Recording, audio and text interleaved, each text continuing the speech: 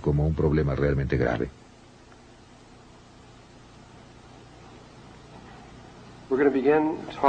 Vamos a comenzar a hablar acerca de otro tema, la historia del mundo y cómo se relaciona al tiempo presente. La situación que ocurrió y por la que nos encontramos en el mundo, que no se desarrolló por azar. Ocurrió cosas que necesitamos recordar. La mayoría de nosotros, no todos, pero vamos a ponerlo así, cuando menos muchos de nosotros estuvimos allí y tenemos esa memoria. Pero este no es el punto. Realmente solo necesitan saber exactamente qué ocurrió para tener una comprensión de cómo se llegó a esta situación. Esta historia, por supuesto, no la podrán encontrar en libros de historia, porque los libros solo abarcan 6.000 años y necesitamos retroceder como 450.000 años para el comienzo de todo esto. Las historias que les voy a contar son una combinación. Originalmente esto se dio por primera vez hace 8 años. Eran nada más las historias, como las dio Todd. Cuando Todd se fue hace un par de años, supe de Zecharia Sitchin y leí sus trabajos, y hallé que sus trabajos y los de Todd se complementaban casi perfectamente. Simplemente no podía ser una coincidencia. Era asombroso lo cerca que estaban el uno del otro. Y muchas cosas de las que Todd mencionaba, como que hubo gigantes en la Tierra, y no explicaba quiénes eran, aquí sí estaban explicadas.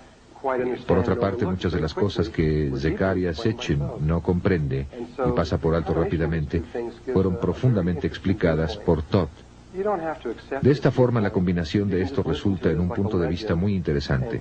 Ustedes no tienen que aceptar este punto de vista, pueden solo escucharlo como una leyenda y pensar al respecto y ver si funciona para ustedes, o solo tomen lo que creen cierto. Si algo no sienten que es cierto, entonces, por supuesto, no lo acepten. Yo sí lo creo y tengo que darlo. Yo creo estar tan cerca como se puede. Sin embargo, ustedes tienen que tomar en cuenta algo acerca de la historia que se escribe, y es que hay alguien más que la está escribiendo.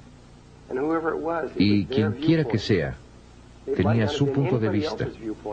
Pudo no haber sido el punto de vista de nadie más, solo su punto de vista. Y en muchos casos, especialmente en los últimos miles de años, en los últimos 6.000, fue el punto de vista de los ganadores de las guerras. El que ganaba la guerra decía, esto fue lo que pasó, y los perdedores no podían agregar nada. Y pueden ustedes revisar cualquiera de las grandes guerras, especialmente la Segunda Guerra Mundial, que fue algo muy emotivo. Saben que si Hitler hubiera ganado la Segunda Guerra Mundial, nuestros libros de historia serían completamente diferentes. Tendrían un conjunto de hechos totalmente distintos a los que estaríamos examinando, y nosotros seríamos los malos, y ellos tendrían muy buenas razones para matar judíos, etcétera, y todo lo demás. Y ustedes saben, se leería de manera totalmente distinta. Pero nosotros ganamos, así que lo pusimos de acuerdo a nosotros. Pues bien, todo ha sido así siempre, y nadie habla de eso. Y sin embargo resulta tan obvio. Hasta Todd está muy consciente de esto y dice, les estoy dando mi punto de vista. Lo he visto suceder, pero solo soy una persona. Y esto es lo que creo verdad. Pero deben pensar que otra gente puede tener un punto de vista diferente. Incluso él no dice, esto es así, tómenlo, déjenlo. Ustedes saben, hay diferentes puntos de vista respecto a todo esto. Una vez hecha esta advertencia, procederemos de esta manera. Voy a regresar, voy a comenzar primero con el trabajo de Zecharia Sitchin. ¿Quién ha leído su trabajo o parte de él? Solo 4, 5, 6, 7 personas. El resto de ustedes van a recibir un gran regalo aquí si desean saber acerca de esta persona. Verán, Por mucho tiempo en la Biblia se habló de muchas ciudades como Babilonia, etcétera, todas esas ciudades, y se pensó que era solo un mito, porque nadie pudo hallarlas, nadie sabía dónde estaban, ni siquiera había la más ligera señal de que hubieran existido. Y finalmente encontraron una que condujo a otra, que a su vez condujo a otra y a su vez condujo a otra. Se encontró que 7 u 8 o 9 de ellas estaban en el sur de Irak, que no era un desierto como lo es ahora, sino que fue una selva tropical, era un lugar totalmente distinto. Todas esas ciudades han sido encontradas ahora, han sido encontradas en los últimos 100 años, y la mayor parte en tiempos más recientes, y han excavado estas ciudades en capas, y han sacado estas tablillas de barro redondas. Y en estas tablillas está escrita la historia de la Tierra. Y lo escrito en esas tablillas, no solo Zecharia Sitchin, hay muchas personas que saben leerlas, se llaman signos cuneiformes, creo que así se dice. Mucha gente sabe leerlas y están traduciéndolas, y está cambiando el punto de vista del mundo, de lo que pensamos que es verdad. No solo cubre lo que John Anthony West está haciendo con la Esfinge, sino que estas tablillas están haciendo algo similar.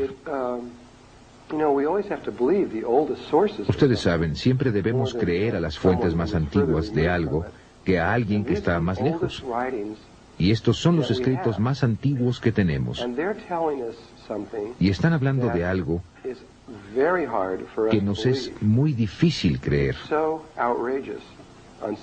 Es tan extravagante en tantos niveles que los científicos tienen muchas dificultades en aceptarlo. Por otro lado, si fuera algo no tan extravagante, lo habríamos aceptado inmediatamente, porque la fuente es tan antigua.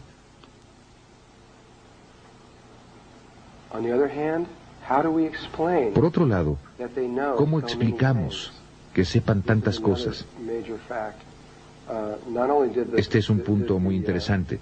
Los dogones no solo sabían acerca de todos los planetas exteriores, sino también los sumerios, desde el primer día. La cultura más antigua en el mundo, en 3.800 años antes de Cristo, sabía exactamente cómo era acercarse a todos los planetas exteriores, y los contaban desde afuera, como si entraran al sistema solar, desde afuera de él. De modo que somos el planeta número 7, creo, o algo así. Y mostraban con diagramas en la pared el tamaño relativo de los diferentes planetas, y los describieron en detalle, como cuando se pasa por ellos y se ven el agua que contienen, el color de sus nubes. Todo se describe en detalle. Tanto así que cuando salimos hacia allá, Zecharia Sitchin envió a la NASA una descripción sumeria de todos los planetas antes de que llegaran, y era totalmente correcto. ¿Cómo lo supieron? Conocían la precesión de los equinoccios desde el primer día. Sabían que la Tierra estaba inclinada sobre su eje 23 grados y que rotaba en un círculo que tomaba 25.920 años aproximadamente. Esto es muy difícil de comprender, especialmente para un científico, cuando tarda, calculado astronómicamente, 2.160 años de observación continua del cielo para saber siquiera que la Tierra está en un bamboleo. Un lapso mínimo de tiempo, 2.160 años. Y ellos lo sabían desde el primer día. ¿Cómo supieron eso? Hay tanta evidencia extraordinaria en esas tablillas de barro que no está siendo absorbida rápidamente debido a que es tan extraordinaria.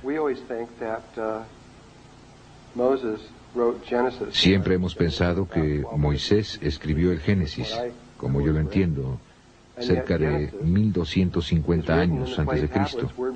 Esto es lo que siempre he leído. Y sin embargo, el Génesis está escrito en las tablillas de barro, palabra por palabra, 2000 años, más de 2000 años, antes de que se escribiera la Biblia. Todo, hasta Adán y Eva, y todos los nombres de los hijos e hijas, y todo lo que surgió allí, y todo el espectro de cosas del Génesis, y todo estaba escrito antes de que Moisés lo escribiera. Es un hecho.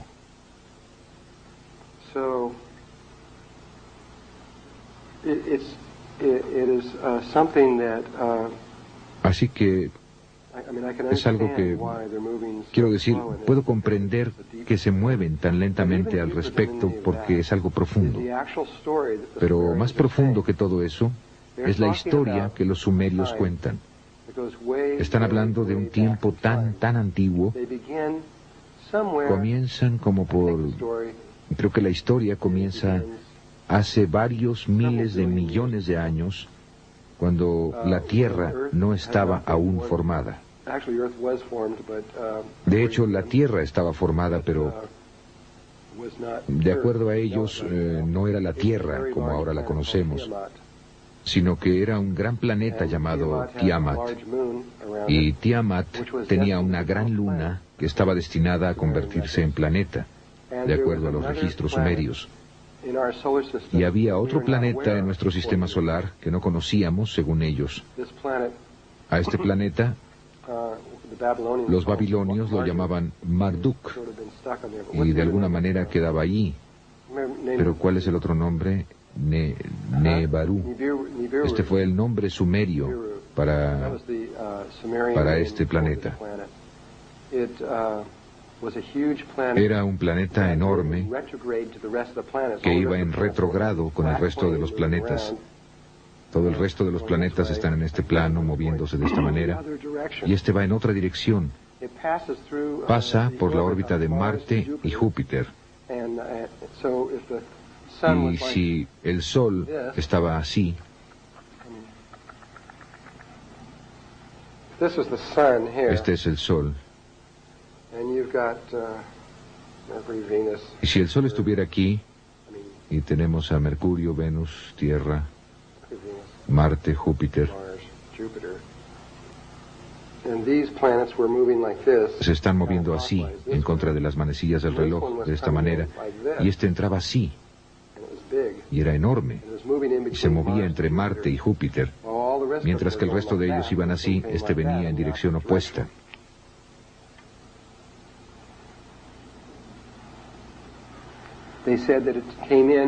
Dicen que llegaba cada 3.600 años.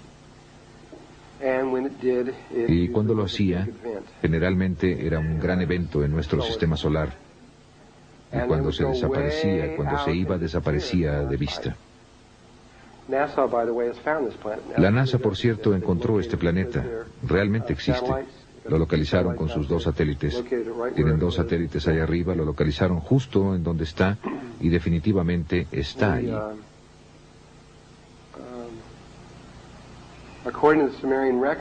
De acuerdo con los registros sumerios, hace mucho tiempo había otro planeta en donde la Tierra está ahora. Realmente estaba entre Marte y Júpiter en aquel entonces, y era Tiamat.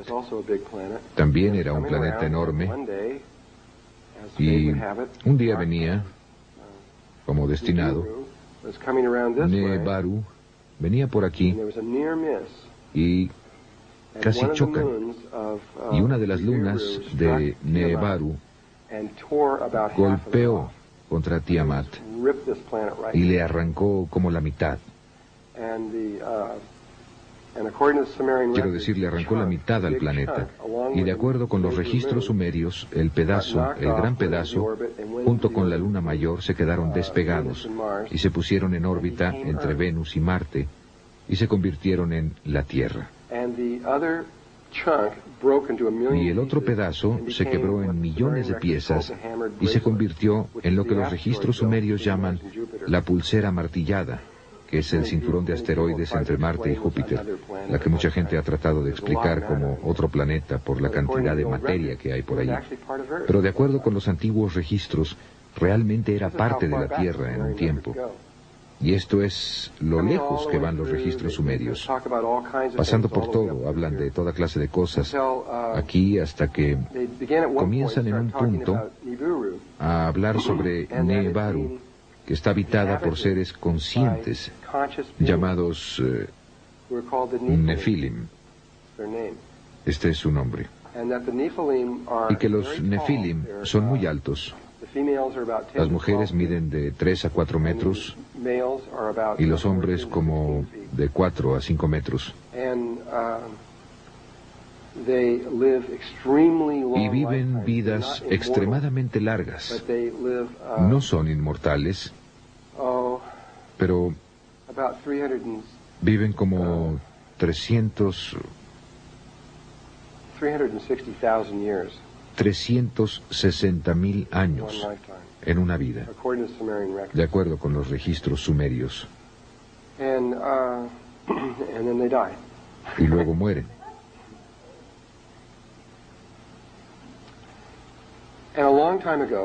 Y hace mucho tiempo, aproximadamente 430.000 años, si bien recuerdo, puede ser como 450.000 años o por ahí, los Nefilim comenzaron a tener problemas con su planeta, problemas atmosféricos muy similares como el problema de ozono actual en nuestro planeta. Y sus científicos decidieron que la solución, que es una solución muy similar a la que nuestros científicos han decidido hacer para nuestro ozono, que es poner partículas de polvo en el ozono para filtrarlo. Solo que ellos tenían un problema distinto. Estaban tan lejos del Sol que necesitaban el efecto invernadero. Necesitaban mantener el calor adentro. Y como estaban perdiendo su temperatura y calor, decidieron poner partículas de oro en el cielo que reflejarían la luz y la temperatura como un espejo hacia la atmósfera superior. Entonces iban a obtener grandes cantidades de oro y lo iban a pulverizar en probablemente de tamaño de 2 o 3 micras y suspenderlo en el espacio allá arriba, con lo que lograrían esto. Y esto es un registro sumerio. Estos son seres antiguos que hablaban de esto. Esto no es viaje a las estrellas o algo así. Esto está fuera de... Digo, es increíble. Por esto es que ha sido tan lento en salir, pero allí está en los registros. Entonces buscaron, tenían la capacidad de viajar espacialmente, aunque no estaban mucho más avanzados de lo que nosotros estamos ahora. Estaban como en el mismo nivel en el que estamos nosotros.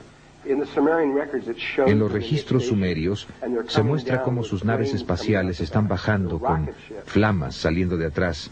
Son naves cohete. Digo, su nivel de nave espacial es tan rudimentario como puede serlo, y esto es lo que tenían. De hecho, estaban tan poco avanzados que tenían que esperar hasta que la nave estuviera cerca de la Tierra antes de que pudieran usar los cohetes para llegar aquí. No podían despegar a cualquier hora. Tenían que esperar a dar la vuelta hasta que estuvieran cerca para poder hacerlo.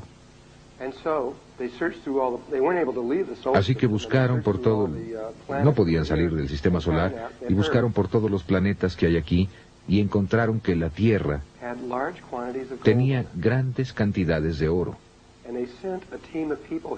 Y enviaron un equipo de personas para acá, hace más de 400.000 años, con un solo propósito: venir y sacar oro.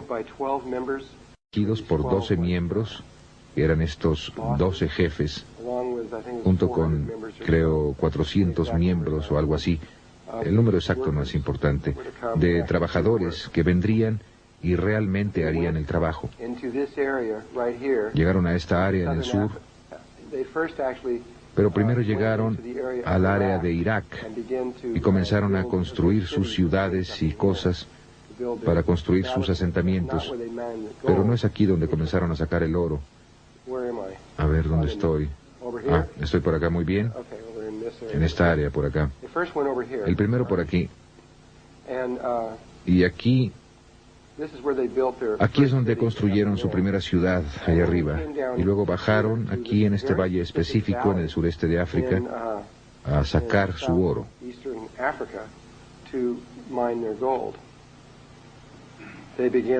Comenzaron este proceso, estas 400 gentes fueron allá. Había una persona que pusieron aquí, uno de los 12 que nunca el que nunca recuerdo su nombre, tal vez lo recuerde, y era el jefe principal allí. Bueno, el resto de ellos se quedaron en la otra parte.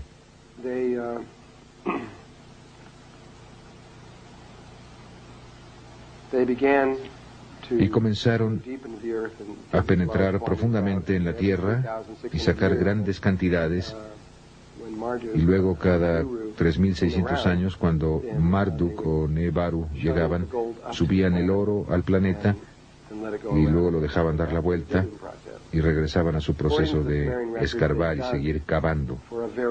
De acuerdo a los registros sumerios, cavaron durante largo tiempo, más de 100, 150.000 años, no sé el tiempo exacto, y no estoy de acuerdo con su fecha.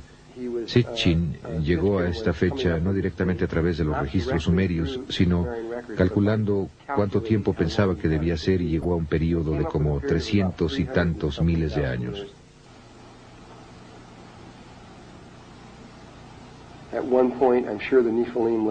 En cierto momento estoy seguro de que los Nefilim dejaron todo y a todos los esclavos, al menos hace alrededor de 20.000 años, ya que ahí los estaban encontrando, tal vez aún más tarde, los dejaron ir a todos.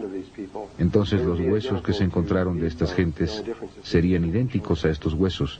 La única diferencia es que ellos no podían tener hijos. Esa es la única diferencia entre ellos. Entonces, de acuerdo con Todd, lo que pasó después de esto fue que cuando esta isla se hundió, otra configuración surgió en el Océano Pacífico, y las gentes de aquí, no de aquí, sino de aquí arriba, fueron llevados o de alguna manera tirados a esta isla. Él nunca me explicó eso. Y de Lemuria no era exactamente así, pero de cierta manera se parece mucho. Iba desde las islas hawaianas hasta la isla de Pascua. Y no era una masa sólida como esta aquí o aquí, sino que era una serie de miles y miles de islas que estaban ligadas muy estrechamente. Algunas eran grandes, algunas pequeñas, y hay que poner muchas más ahí, pero era como un continente que apenas salía del agua. Era un continente de agua. Y ellos fueron traídos aquí, y se les permitió desarrollarse por sí solos sin que interfirieran los Nefilim, hasta donde yo sé. Quizás esto que dije no sea cierto, tal vez. Permanecimos ahí alrededor de 65 o 70.000 años en Lemuria. Mientras estuvimos en Lemuria, todo marchaba estupendamente. Realmente casi no teníamos problemas, apenas los teníamos. Estábamos acelerando a través de trayectorias evolutivas, íbamos avanzando muy bien, realizamos una tremenda cantidad de experimentos en nosotros mismos.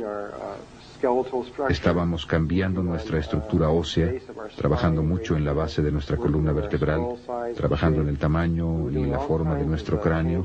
Estábamos haciendo todo tipo de cambios. Éramos muy, lo que ustedes llamarían de cerebro derecho, éramos femeninos.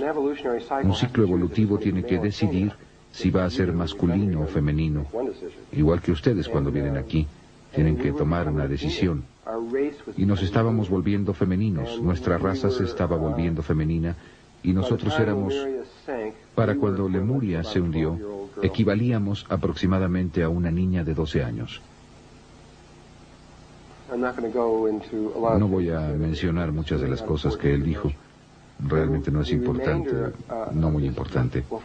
Los restos de esto, bueno, en primer lugar, el hecho de que esto estaba ahí quedó muy bien establecido desde 1910.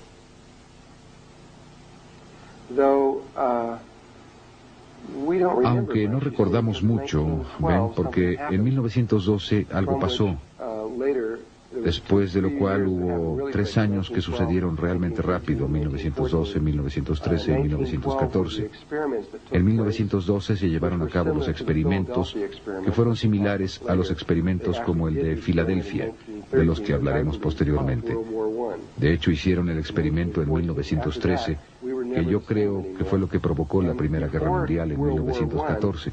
Después de eso, ya no volvimos a ser los mismos. Y antes de la Primera Guerra Mundial, el patrón de crecimiento era muy similar a lo que está pasando ahora. La gente estaba extremadamente interesada en el trabajo espiritual y en el trabajo psíquico y en la meditación y en entender el antiguo pasado y todas las demás cosas similares. Había personas como Charles Churchward y Le Bussian de Francia que estaban estudiando la Atlántida y Lemuria, y había muchas cosas muy similares que estaban pasando. Llegó la Primera Guerra Mundial y nos dormimos y no despertamos hasta los 60. Y empezamos a despertar otra vez. Pero las pruebas que tenían en 1910 eran muy extraordinarias de que este continente estaba ahí y tenían que ver con el coral. El coral solo puede crecer 50 metros debajo de la superficie del agua.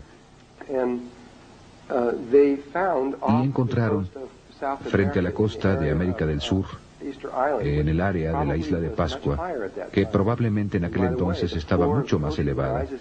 Y a propósito, el fondo del océano se eleva y cae frecuentemente. Tal vez no lo sepan, pero el océano Atlántico se elevó más de 3 kilómetros hace poco, en 1969, en enero de 1970. Y esto lo pueden consultar en la revista Life, que el fondo... En diciembre de 1969, el fondo del océano frente a la costa, frente a donde, en el área de las Bermudas, frente a esto, todas estas islas empezaron a subir. Muchas de ellas, 30, 40, 50 islas, salieron a la superficie. Algunas todavía están ahí. La mayoría se volvió a hundir. Y ese fondo había estado a una profundidad de más de 3 kilómetros antes de esa fecha. Entonces, también cuando leemos a Platón, y él describe a la Atlántida, y ellos hablan acerca de sus naves, y no es tan solo la Atlántida, sino toda el área más allá del estrecho de Gibraltar, saliendo del Mediterráneo.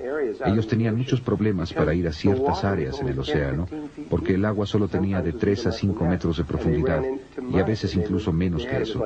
Y chocaban con lodo y tenían que ser muy cuidadosos al entrar a esa área. Y ahora está muy profundo. Las cosas cambian mucho. De todas formas, en 1910, sospecho que esta área estaba más alta porque podían ver estos anillos de coral por toda la superficie del fondo oceánico al irse alejando de la isla de Pascua. Y midieron los anillos de coral. ¿Cómo? No lo sé. O tal vez lo calcularon. Pero fueron calculados o medidos a una profundidad de 600 metros. Esto quería decir que originalmente los anillos de coral tenían islas en el centro, porque los anillos tenían que estar en la superficie. Y si estaban a 600 metros de profundidad, eso quiere decir que, debido a que solo pueden crecer hasta los 50 metros, se hundieron muy lentamente. Bien podían ver que estos anillos de coral continuaban a la distancia y sabían que tenía que haber muchas islas en esa dirección. Al mismo tiempo, con esta poca información, si estudiamos la fauna y la flora proveniente de las islas hawaianas, hay toda una serie de islas que se mueven a lo largo de un arco como este, que corre por aquí hasta llegar a la isla de Pascua. Estas islas están separadas por largas distancias, pero si ven un mapa, verán este largo cordón.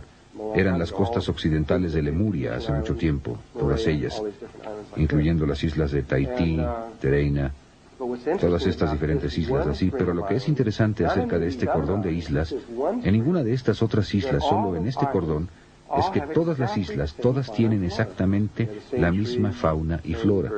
Tienen los mismos árboles, las mismas aves, las mismas abejas, los mismos insectos, las mismas bacterias, todo. Ya dice que es interesante, ¿verdad? Solo para ayudar.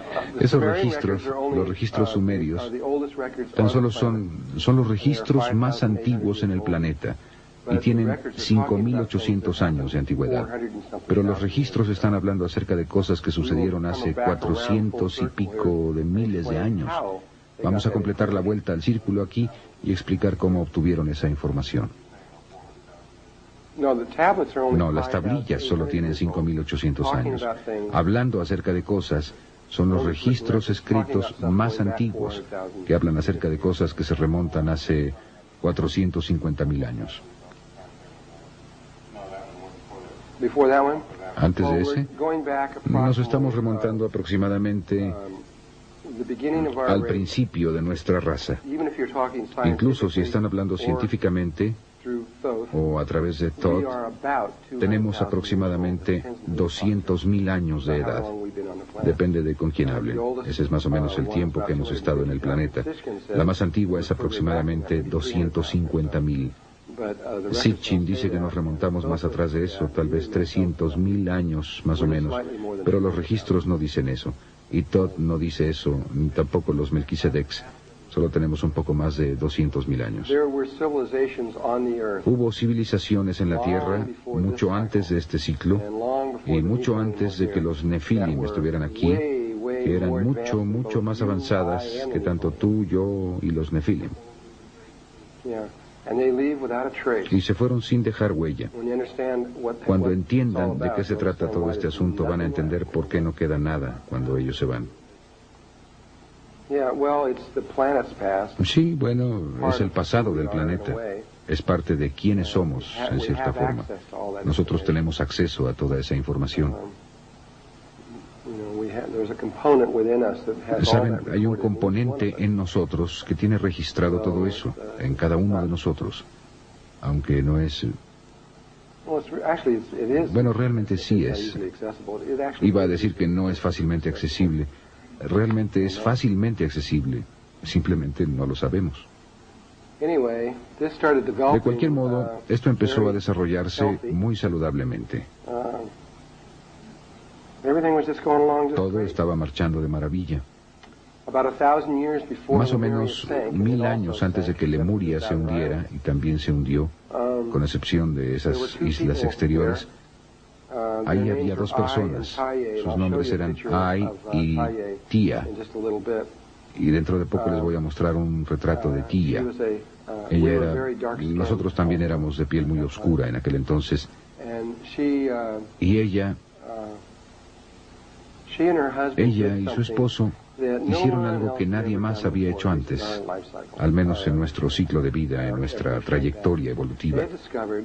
Ellos habían descubierto que si hacen el amor de una cierta manera, así como hay una cierta manera para respirar, que hace algo diferente, bueno, hay una forma diferente de tantra que crea un tipo diferente de bebé, y del resultado de ese tipo diferente de nacimiento, los tres se volvieron seres inmortales. En otras palabras, al tener un bebé de cierta manera, la experiencia los cambia para siempre. Y ellos sospechaban que eso era cierto.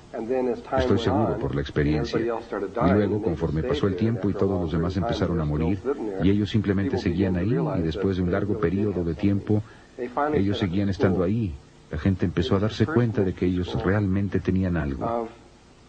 Finalmente, establecieron una escuela, fue la primera escuela de misterio, hasta donde yo sé, de la Tierra, de este ciclo. Se llamaba Naacal, N-A-A-C-A-L, o N-A-A-Cal, depende de cómo lo quieran pronunciar.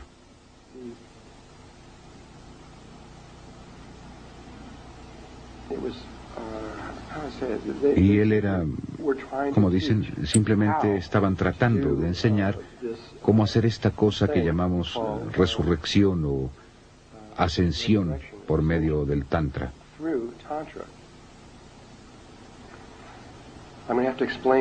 Voy a tener que explicar eso en detalle en el momento adecuado. Ahora tenemos mucho camino que recorrer antes de que podamos llegar al punto para entender exactamente lo que ellos estaban haciendo. Pero de todos modos, hicieron esto y entonces le empezaron a enseñar a otras personas. Antes de que Lemuria se hundiera, tenían aproximadamente, eran más o menos 1000 personas. Entonces eran aproximadamente 333 familias, de 3 miembros cada una, que podían entender lo que estaban haciendo y lo demostraron. También podían hacer el amor de esta forma no común. En realidad no se tocaban entre sí, ni siquiera necesitaban estar en el mismo cuarto. Era hacer el amor interdimensionalmente, eso es lo que era. Creo que para cuando terminemos van a tener una muy buena idea acerca de eso, tal vez. No, that one's free. No, eso es gratis. No. No. Entonces, ellos aprenden cómo hacer eso.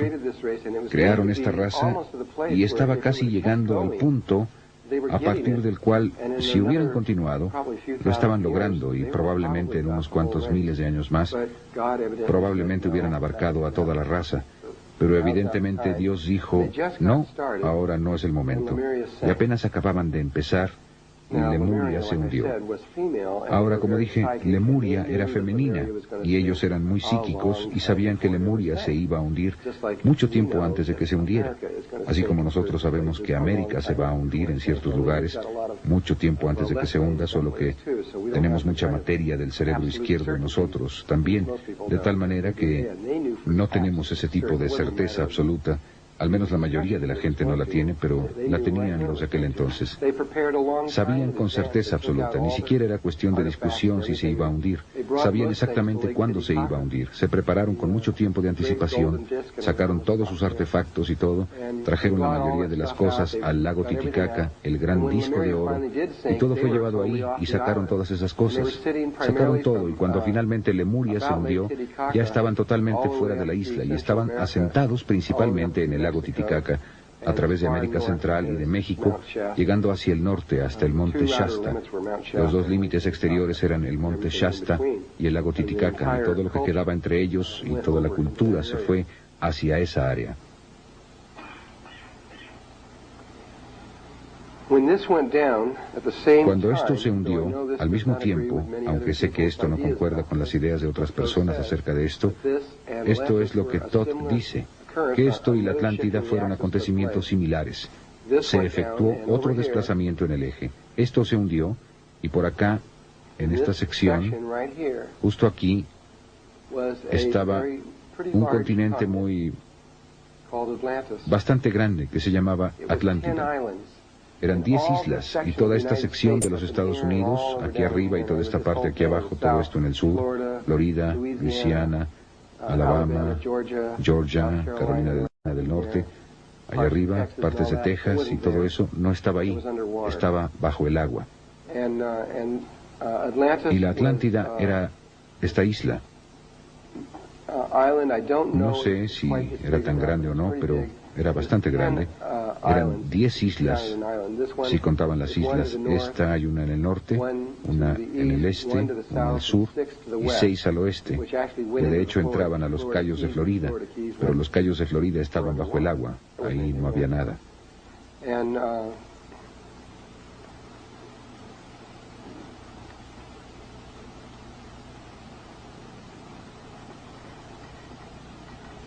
Y los sobrevivientes de la escuela de misterio Naakal, los seres inmortales, se trasladaron y, de acuerdo con Todd, volaron. ¿Por qué medios? No lo sé, pero volaron, según él, desde Lemuria a esta islita amarilla aquí arriba en la parte superior, la pequeña, y le pusieron un nombre, la llamaron Udall, U-D-A-L-L. Y esperaron durante un periodo de tiempo muy largo. Y luego empezaron a hacer esta cosa que es... Si ustedes nada más los estuvieran viendo hacer esto, pensarían que ellos estaban locos. Ustedes no sabrían qué demonios estaban haciendo. Para describir lo que ellos estaban haciendo, primero tengo que describir otra cosa. Este círculo me quedó como huevo.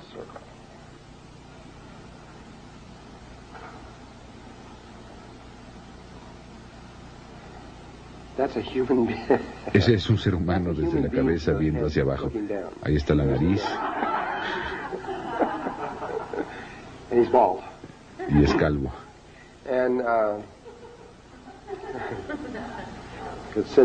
Bueno, ustedes podrían enviar ese dibujo al periódico ahora mismo y dejar que ellos lo descubran.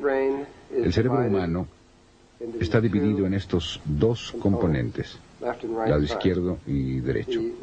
El hemisferio izquierdo es masculino y el derecho es femenino. El cerebro se vuelve a dividir por medio de esta otra delgada división en estos 4 glóbulos, así. Y el cuerpo calloso es lo que une a las 2 partes. La naturaleza de estas dos es que si ustedes tuvieran esta palabra en inglés escrita love, amor, escrita en el frontal, este es el componente masculino. El componente masculino ve todo de una manera absolutamente lógica. Así es, podrían decir ustedes. Pero la mujer ve la imagen especular de la palabra.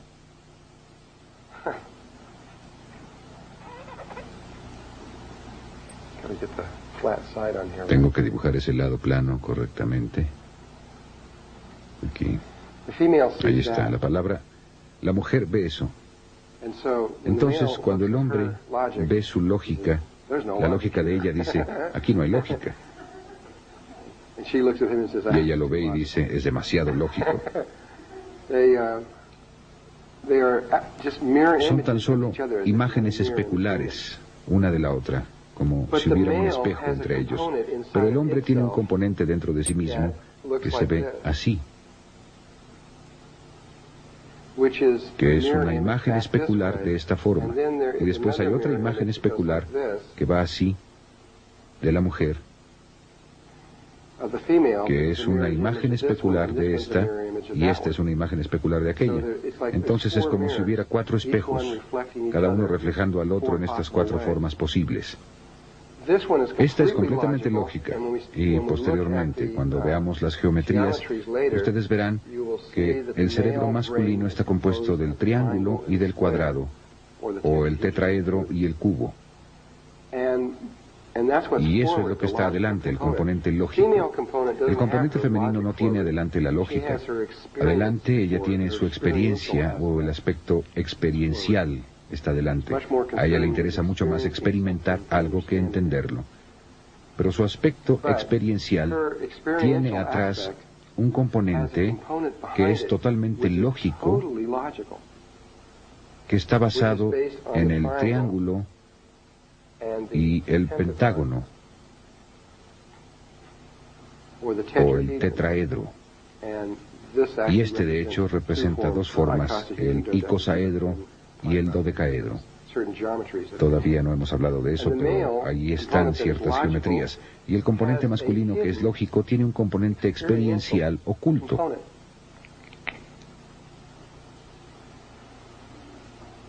Entonces, esto también es como una imagen especular de atrás hacia adelante de esta forma. Así es como estamos hechos, de acuerdo con Todd. Él es quien me dio este concepto e idea. Y hay un camino que atraviesa de esta manera de lógica, y un camino entre lo masculino y lo femenino que va de esta manera de experiencia. Entonces, esta isla de Udall, aquí arriba, aquí está esta isla. Lo que hicieron fue que cuando aterrizaron en esta isla, lo primero que hicieron es que construyeron un muro por la mitad de 14 metros de altura, 6.5 metros de ancho, y dividía a la isla. Había que entrar al agua para llegar al otro lado. Era literalmente, no había forma de llegar de un lado al otro. Y después hicieron un muro más pequeño que pasaba por aquí. La dividía en estos 4 lóbulos. La mitad de estas 1000 personas que eran parte de la escuela de misterio Naacal fueron a un lado, la mitad al otro lado, según su naturaleza, y la mitad se volvió el componente masculino del cerebro, y la otra mitad se volvió el componente femenino del cerebro. Y pasaron ahí muchos miles de años desarrollando esto. Seleccionaron a 3 personas, y el papá de Todd fue una de estas. Se llamaba Todd Mess, y él y otras 2 personas se convirtieron en el cuerpo calloso, la parte que une entre sí a los hemisferios izquierdo y derecho. Y ellos eran las únicas 3 personas a las que se les permitía ir a cualquier parte de la isla. Aparte de eso, tenían que permanecer completamente separados unos de otros. Y empezaron a establecer, alinearon sus energías y sus pensamientos y sus sentimientos y todo con un cerebro humano.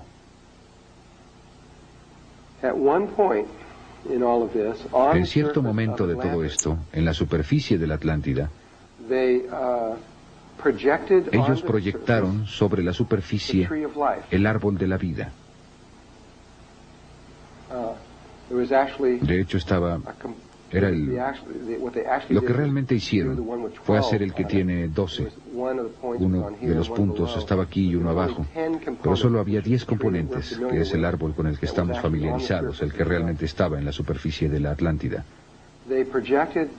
Ellos proyectaron este árbol, aunque se extendía a lo largo de cientos de kilómetros sobre la superficie de esta tierra.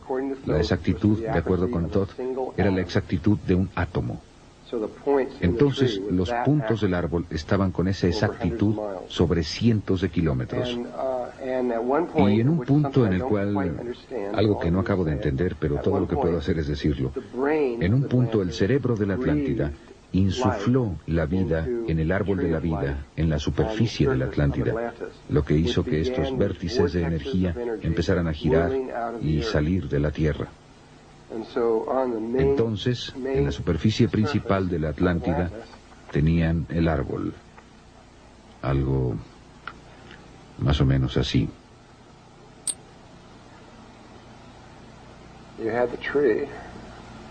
Aquí está el árbol.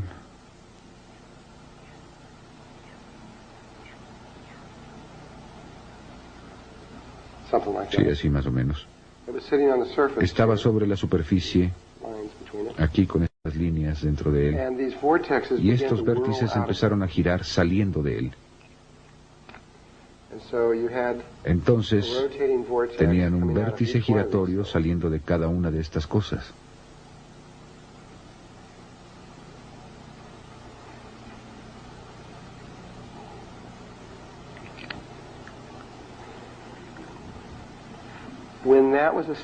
Cuando eso quedó establecido, entonces el cerebro de la Atlántida llamó a los hijos de Lemuria. Los llamaron psíquicamente, y millones de estos seres que estaban a lo largo de América del Sur y de América del Norte empezaron a ser atraídos psíquicamente, y se realizó una gran migración en la que todos ellos empezaron a moverse hacia este lugar y hacia la Atlántida. Sin embargo, debido a que el cuerpo lemuriano solo había alcanzado los 12 años de edad, no había completado todos los... no era un adulto, entonces no tenía en funcionamiento todos sus centros. Entonces solo había 8 de los 10 centros que los lemurianos manejaban con maestría. Entonces fueron atraídos a... Cada individuo fue atraído a uno de estos 8 centros, de acuerdo con su naturaleza, y ahí es donde empezaron a construir las ciudades. De hecho, había 10 ciudades en la Atlántida, y los registros mayas dicen muy claramente que así era. De hecho, tengo esos registros justamente aquí. Hay un documento que se llama el documento Troano, T-R-O-A-N-O, y ahí estaba. Ahora se encuentra en el Museo Británico. Se estima que tiene al menos 3.500 años de edad y describe en detalle el hundimiento de la Atlántida. Y solo lo voy a leer.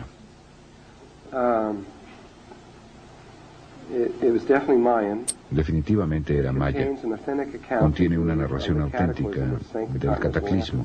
Esto es de acuerdo con Le Bussien. Y está...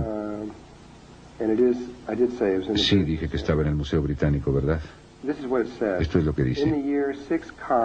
En los años 6 con, en el 11º molusco, en el mes Sac, hubo unos temblores terribles que continuaron sin interrupción en el 13º Chin.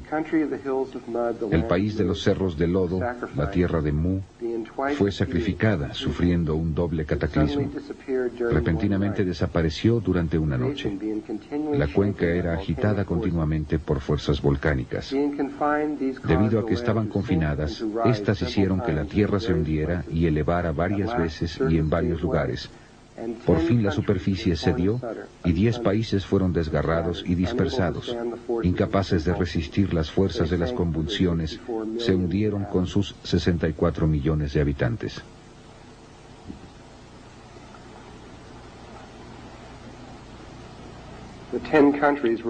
Los 10 países se referían a los 10 puntos en el árbol de la vida. Pero cuando ellos, y a propósito, cuando vean este documento, muestra esta ciudad muy moderna, una ciudad extremadamente sofisticada, con volcanes haciendo erupción dentro de ella, y a todo su alrededor, y pirámides y todas estas cosas siendo destruidas, y la gente subiendo en botes y tratando de escapar. Y describe todas estas diferentes cosas en lengua y descripción maya. Y después, cuando llega al punto, a un punto ahí, 3.5 piedras están pintadas de negro. Más tarde describiremos lo que es eso. Se refiere al momento cuando entramos en lo que en nuestros días se llama zona electromagnéticamente nula. Es el desplazamiento desde cuando los polos se desplazan. Este fenómeno se presenta y entraremos en mucho detalle acerca de esto, donde durante 3 días y medio estaremos en la oscuridad. Pero ese periodo de tiempo en realidad podría ser entre 2 y medio hasta un poco más de 4 días. Podría durar cualquier tiempo en ese periodo y normalmente está entre 3 y 3.5 días. Y el último evidentemente duró 3.5 días. Es más que solo oscuridad, es la nada, está vacío, es fuera de aquí.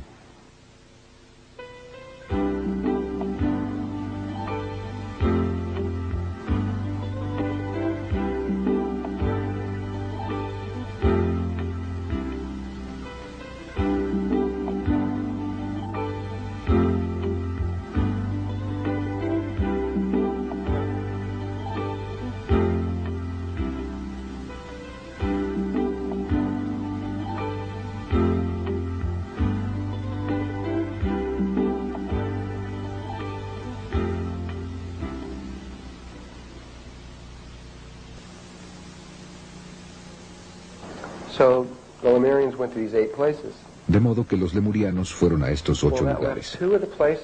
Pues eso dejó a 2 de los lugares sin nadie en ellos. Nadie, ni una sola persona. Nada más estos 2 vértices, solo jalando vida, pero nadie ahí.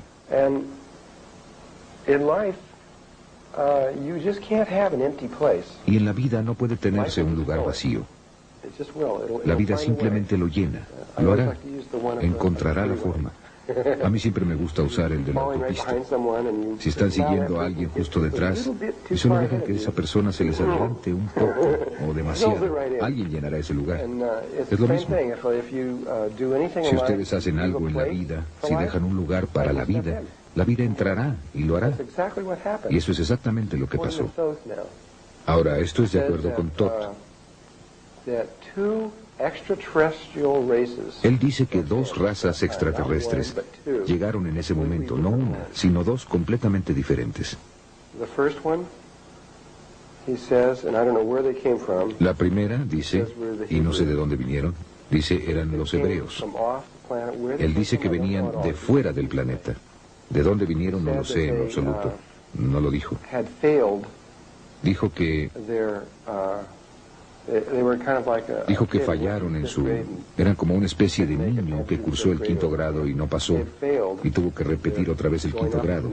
Fallaron al entrar, de pasar al siguiente nivel de evolución, y tuvieron que repetirlo. Y tenían permiso legal para entrar en nuestra trayectoria evolutiva en ese momento. Trajeron con ellos, de acuerdo con Todd, muchos conceptos e ideas de los que todavía no teníamos idea, porque no habíamos entrado en esos niveles de conciencia. En otras palabras, eran como un niño que ya había pasado por el asunto de las matemáticas. Sabían qué era lo que venía y todo eso. Así que trajeron todas estas cosas de las que nosotros todavía ni siquiera sabíamos. Realmente no había problema con ellos, y probablemente no habría problema hoy. Probablemente no hubiera habido ningún problema en lo absoluto, excepto que la última raza que llegó es la que tenía el problema. Realmente no fuimos nosotros. Lo que se ha desarrollado, que está ahora como ha llegado al mundo, en la situación que se ha desarrollado en el mundo. Esta última raza, y esto va a sonar extraño, especialmente cuando estoy diciendo esto hace 8 años, era una raza de seres que llegaron de un planeta muy cercano llamado Marte.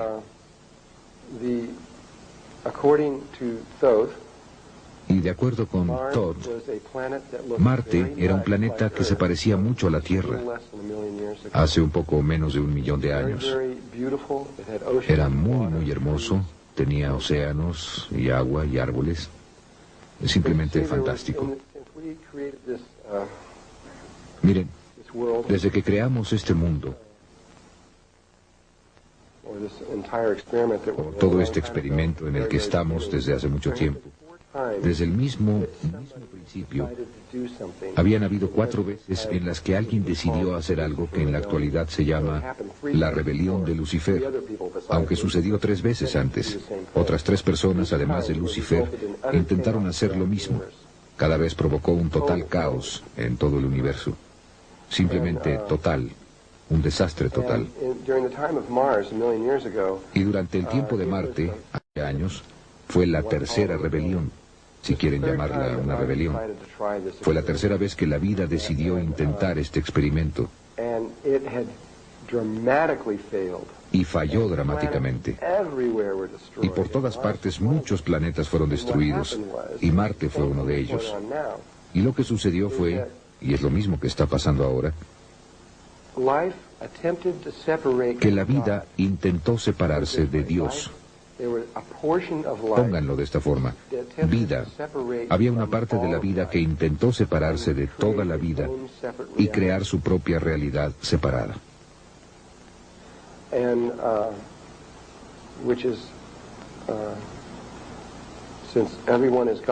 Ya que todos son Dios, está bien.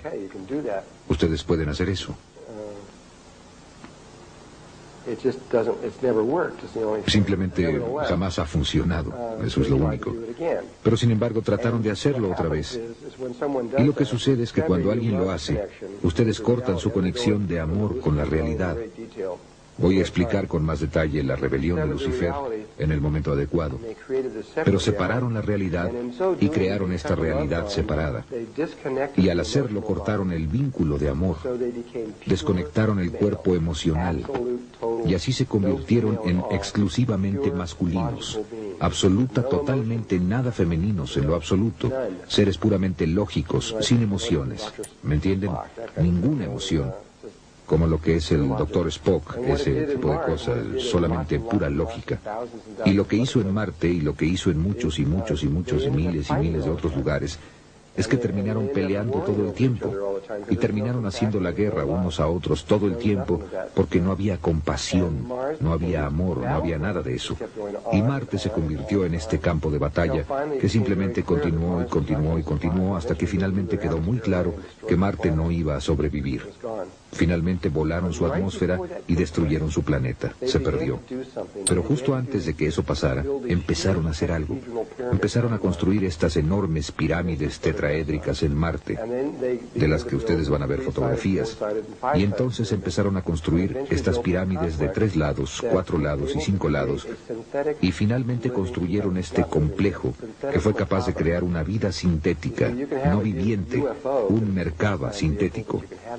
Miren, pueden tener un ovni, que es un vehículo de espacio-tiempo, pero pueden tenerlo en un edificio igualmente, no importa. Y construyeron estos edificios que pudieron hacer esto, y crearon esta estructura que cuando se metieron en ella, pudieron ver hacia adelante y hacia atrás en el tiempo y espacio a tremendas distancias, generalmente límites de aproximadamente 1 millón de años. Eso es lo que nuestro gobierno está averiguando ahora. Y se estiraron hacia adelante en el futuro y vieron que la Tierra era exactamente lo que ellos deseaban. Era perfecta para ellos. Necesitaban, en otras palabras, un grupo pequeño de ellos. Estaba tratando de salir de Marte antes de que fuera destruido. Deseaban salir de allí y vieron este lugar perfecto que estaba aproximadamente a 65.000 años en nuestro pasado. Vieron ese pequeño vértice que estaba ahí, sin nadie en él. No pidieron permiso. Siendo parte de la rebelión, no tenían que pasar por los códigos normales. Simplemente lo hicieron y simplemente dijeron, muy bien, ahí vamos, hagámoslo. y se metieron ahí y se unieron con nuestra trayectoria evolutiva. Solo había unos cuantos miles de ellos, y lo primero que hicieron cuando pisaron la superficie de la Atlántida es que trataron de controlar la Atlántida y tomarla. Querían declarar la guerra y conquistar la Atlántida. Sin embargo, debido a su vulnerabilidad, su cantidad y tal vez otras razones, no pudieron hacerlo. Lo intentaron, pero no pudieron hacerlo. Y finalmente fueron sometidos. Y finalmente se acordó que tratarían de comprender esa cosa femenina de la que ellos no tenían idea, esta cosa con emociones y demás, de la que no tenían nada en lo absoluto. Lo que teníamos aquí era una situación. Cuando esto tuvo lugar, nuestra trayectoria evolutiva, éramos aproximadamente una niña de 14 años de edad. Y lo que tenían ustedes aquí era más o menos una chica de 14 años de edad que iba a ser tomada por un hombre mayor, un hombre mucho más viejo, muy viejo, un hombre de 60 a 70 años de edad, que simplemente la forzó. En otras palabras, fue una violación. Nos violaron y no tuvimos alternativa.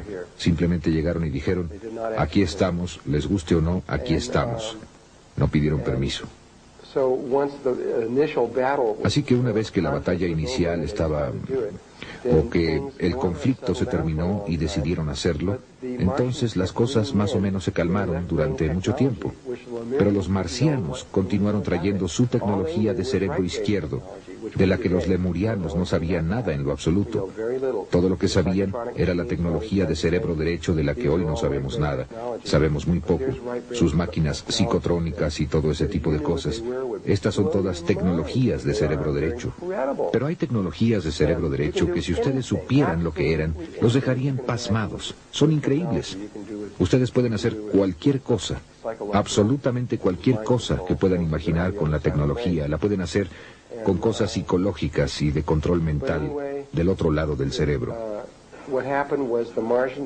Pero de todos modos lo que pasó fue que los marcianos simplemente continuaron produciendo estos inventos uno tras otro, hasta que finalmente cambiaron la polaridad de nuestra trayectoria evolutiva. Y pasamos de femenino a masculino, y nos volvimos muy masculinos durante la Atlántida. Cambiamos nuestra naturaleza de quienes éramos.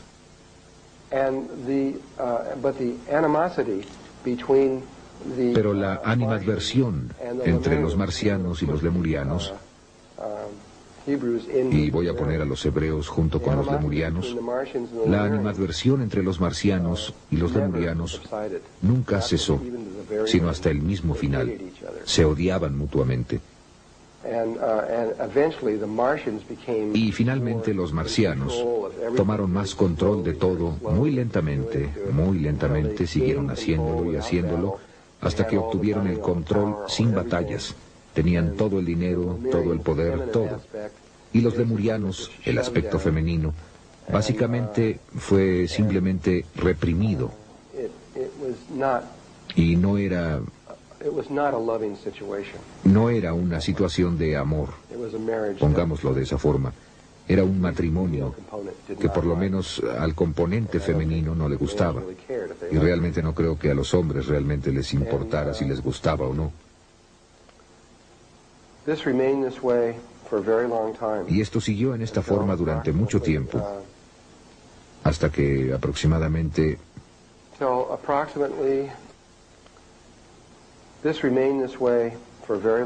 Y esto siguió en esta forma durante mucho tiempo, hasta que aproximadamente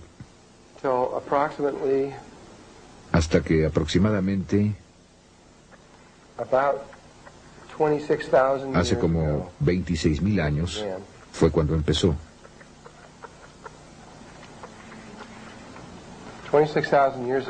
Hace 26,000 años tuvimos otro cambio de los polos del eje. Realmente fue pequeño, no fue mucho. Fue un pequeño cambio en la conciencia.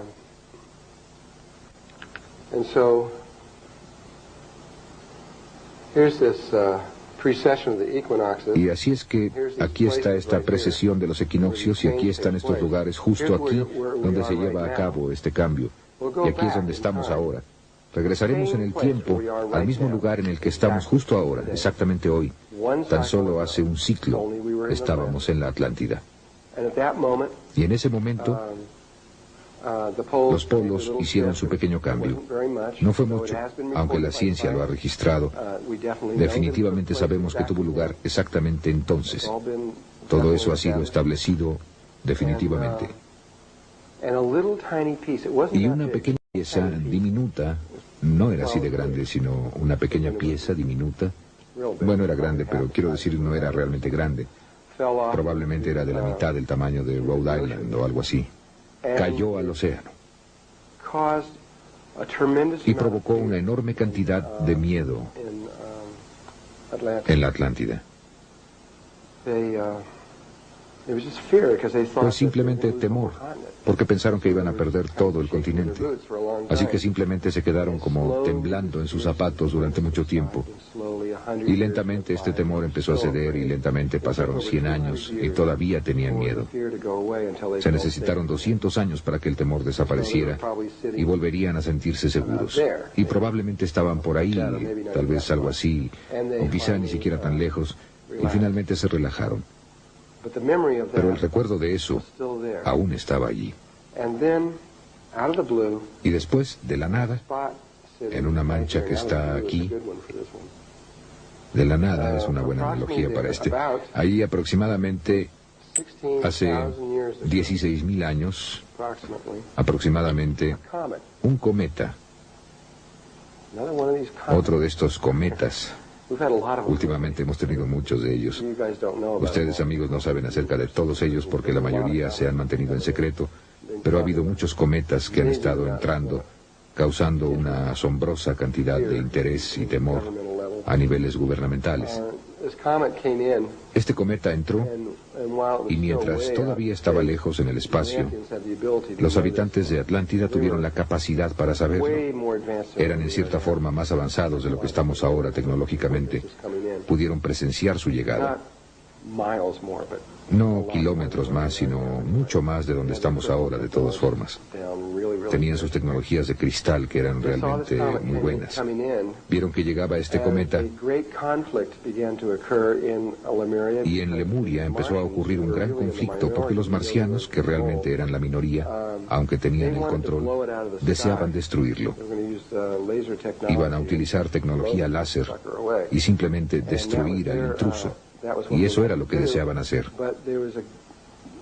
Pero había un movimiento enorme entre el aspecto lemuriano para no hacer eso. El aspecto femenino era, esto es Dios y simplemente debemos permitir que esto pase y simplemente permitir que suceda. Simplemente déjenlo que choque con la Tierra. Eso es lo que se supone que debe pasar. Era un punto de vista muy taoísta. Y los marcianos dijeron, no, vamos a hacer esto. Y los marcianos finalmente acordaron permitir que esta cosa chocara con la Tierra. Y entró silbando en la atmósfera y por poco no chocó con la Atlántida y pegó hacia el oeste, al frente de la costa oeste de la Atlántida, en un lugar que ahora se conoce como Charleston, Carolina del Sur. Solo que estaba en el agua, aunque cuando esa cosa cayó, de ahí en adelante ya no hubo agua. Muy rápido simplemente la dispersó. Y este era un pedazo grande y golpeó casi en el mero centro de Charleston, Carolina del Sur. Y los restos de eso ahora están esparcidos sobre 4 estados. Así que la ciencia definitivamente ha determinado que sí cayó ahí, y eso fue hace 16.000 años. Y todavía está allí, todavía están recogiendo pedazos de eso por todas partes. Bueno, ese cometa causó mucha de la destrucción de la Atlántida. Y el área donde estaban los marcianos, que estaba en esta área al suroeste aquí, se rompió un pedazo grande y destruyó mató a muchos marcianos. Los marcianos fueron los que resultaron más lastimados, y así fue. Esa fue la gota que derramó el vaso. Y los marcianos simplemente dijeron después de eso que entonces ese fue el principio de todos nuestros problemas. Los marcianos dijeron, Todo se acabó. Es hora de divorciarse. De hoy en adelante haremos lo que nosotros queramos. Ustedes pueden hacer lo que quieran, pero nosotros dirigiremos nuestras propias vidas y vamos a hacer lo nuestro. Saben, todo ese número. Y ya no vamos a escucharlos nunca más, ni ese tipo de cosas. Y por supuesto decidieron tomar la tierra. Y empezaron a hacer algo. Empezaron a crear los edificios que fueron creados en Marte. Lo único es que había pasado mucho tiempo, aún en tiempo terrestre, desde que habían hecho eso. Hablando acerca de qué diablos es eso, habían pasado casi 50.000 años más o menos desde que habían hecho esta cosa. Realmente no sabían bien cómo hacerlo, pero pensaban que sí. Y yo creo que había otros factores aquí que los hicieron fracasar. Pero construyeron los edificios, prepararon todo, e iban a crear otro Merkaba sintético, que si lo hubieran hecho y si hubieran podido controlarlo, habrían controlado el planeta sin problemas. Habrían podido hacer que cualquier persona en el planeta hiciera cualquier cosa que ellos quisieran, y todo se habría acabado. Pero eso no fue lo que pasó. Construyeron los edificios, establecieron todo, encendieron el interruptor con su tecnología y empezaron el flujo de energía y perdieron control del experimento. Simplemente lo arruinaron. Y realmente les digo que lo arruinaron. No podrían ustedes haberlo arruinado más de lo que ellos lo hicieron. Y lo que hizo es que empezó a abrir violentamente los niveles dimensionales de los niveles dimensionales inferiores de la Tierra. No los superiores, sino los inferiores. Esto se parecería mucho a los niveles dimensionales en el cuerpo humano. Son como una especie de membranas y piel, y las membranas entre el corazón y el estómago y cosas así. Así que si ustedes toman un cuchillo y abren su estómago, eso sería como abrir rasgando los niveles dimensionales de la Tierra. Tienen ustedes aspectos del espíritu que están separados de otros aspectos del espíritu mediante estas membranas dimensionales. Y ¿saben? Se supone que no se deben mezclar. Se supone que ustedes no deben tener sangre en el estómago. Se supone que esas células deben estar en las arterias. Se supone que hacen otra cosa. Y lo que hicieron es que hicieron algo que casi mató a la Tierra. Los problemas ambientales de la Tierra en este momento no son nada. Eso podría solucionarse en un momento. Eso no es nada. Pero esto, si eso hubiera continuado, habría destruido la Tierra para siempre. Nunca jamás hubiéramos podido volver a utilizar la Tierra como una base de cultivo para que las razas crecieran y de ahí partieran. Todo habría terminado. La Tierra simplemente estaría muerta. El problema ambiental realmente ahora no es nada. Parece algo grande, pero no es nada en lo absoluto. Pero eso es grave. Este campo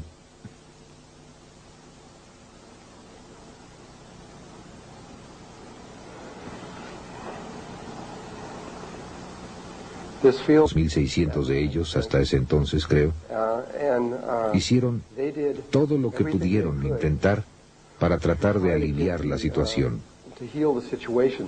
Trataban de sellar los niveles dimensionales, sacar a tantos de estos espíritus de las personas y regresarlos al mundo. Simplemente hicieron todo lo que pudieron en cada nivel que pudieron.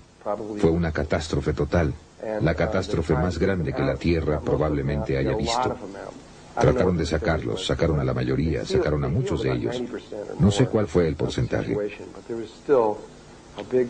Aliviaron aproximadamente 90% o más de la situación, pero todavía había una parte grande aquí, y la gente todavía encontraba a muchos de estos seres extraños dentro de ellos.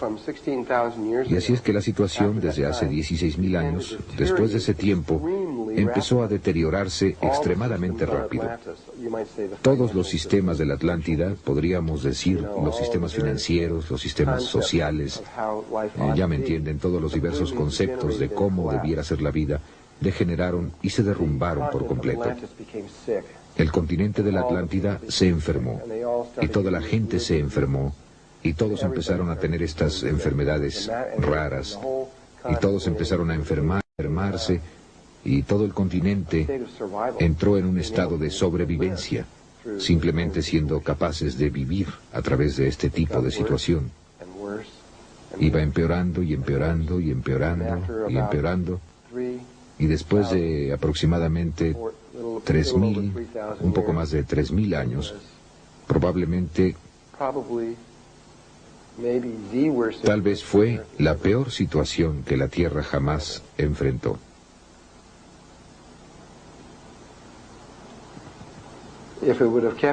Fue horrible. Si hubiera continuado, hubiera estado en todas partes.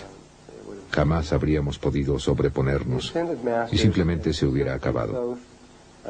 Los maestros ascendidos, y específicamente Thoth, otro hombre llamado Ra, otro hombre llamado Arogot, y muchos otros aspectos de los maestros ascendidos de este planeta, los niveles más altos de nuestra conciencia, no sabían qué hacer.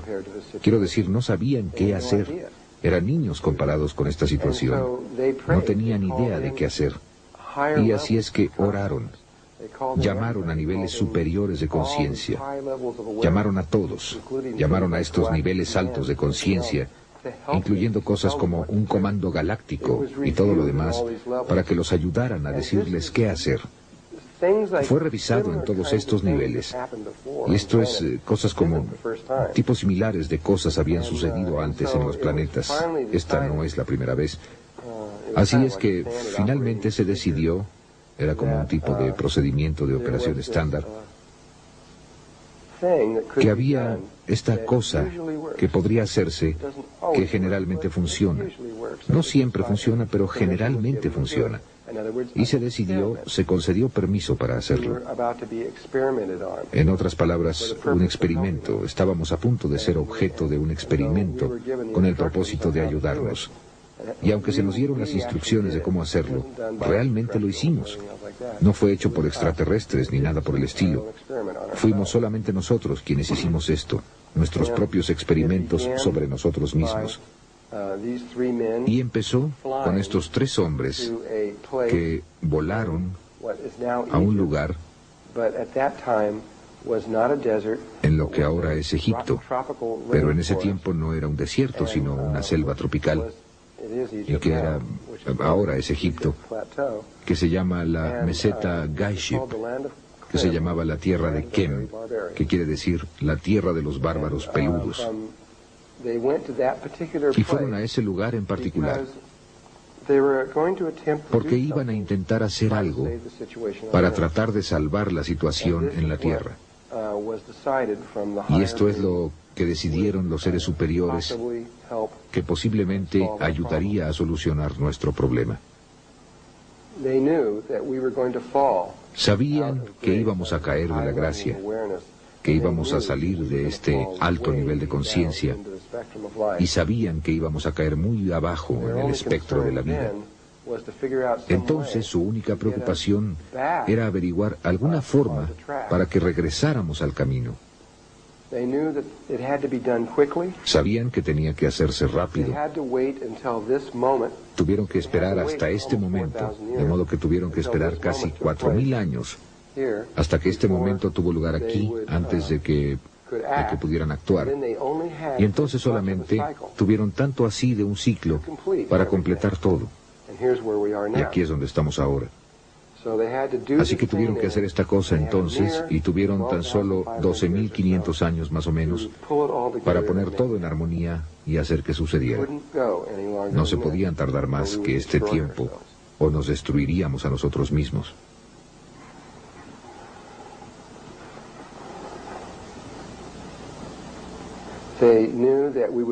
Sabían que caeríamos a donde estamos ahora y que para que continuáramos a partir del punto al que llegamos ahora en 1993, en los 90s, pongámoslo así, sabían que si íbamos a regresar al camino, tendríamos que estar como planeta en la conciencia crística en ese momento. Si no estuviéramos allí,